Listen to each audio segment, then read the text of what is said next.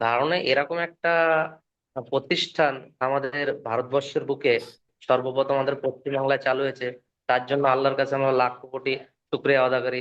সর্বপ্রথম আমাদের পশ্চিমবাংলাতে চালু হয়েছে।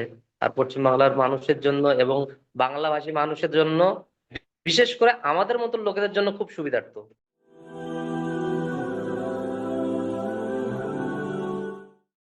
আসসালামু আলাইকুম রহমতুল্লাহি বারাকাতু।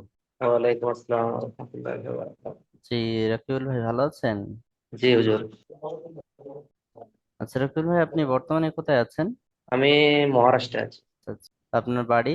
আমার বাড়ি উত্তর চব্বিশ পরগনা, স্বরূপনগর থানা, গোবিন্দপুর গ্রাম পঞ্চায়েত। আচ্ছা, মাশাআল্লাহ। তো আপনি দারুল আমান একাডেমিতে কতদিন জুড়ে আছেন? আমি আপনার মনে করেন 8 মাস থেকে 9 মাস। আচ্ছা, মাশাআল্লাহ। তো দারুল আমান একাডেমি সম্পর্কে আপনার ধারণা?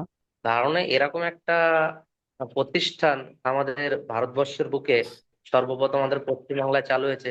তার জন্য আল্লাহর কাছে আমরা লাখ কোটি শুক্রিয়া আদা করি। সর্বপ্রথম আমাদের পশ্চিমবাংলাতে চালু হয়েছে।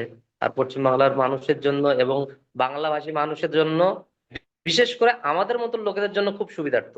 যারা জীবনে কোনোদিন আলিফ বা তা পড়েনি, তাদের জন্য যে সুবিধাবাদ, যারা বাইরে থাকে, কাজকর্মের মধ্যে ব্যস্ত থাকে, তাদের জন্য খুব সুবিধাবাদ জিনিস এটা। মাশাআল্লাহ। তো আপনি কি দারুল আমান একাডেমিতে জয়েন হওয়ার আগে কোরআন মাজিদ তেলাওয়াত জানতেন, না এখান থেকেই শুরু থেকে শুরু করেছেন?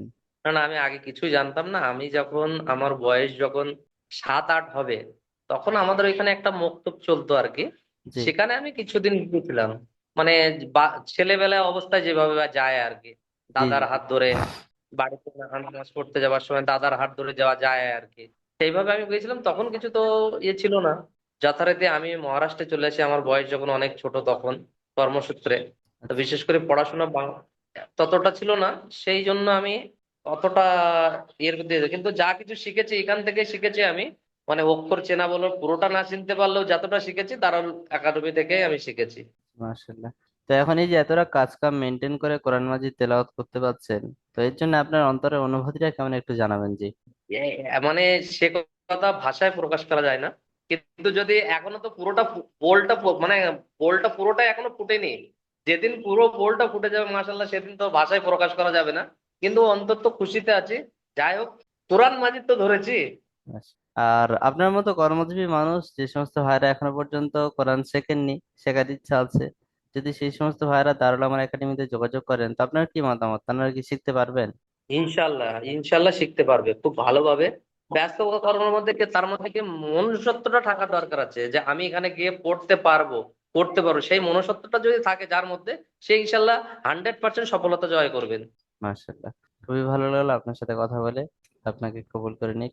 কোরআনকে সহিষ্ণুভাবে পড়ে তার প্রতি আমল করার তৌফিক নসিব করুন। আমিন সুম্মা আমিন।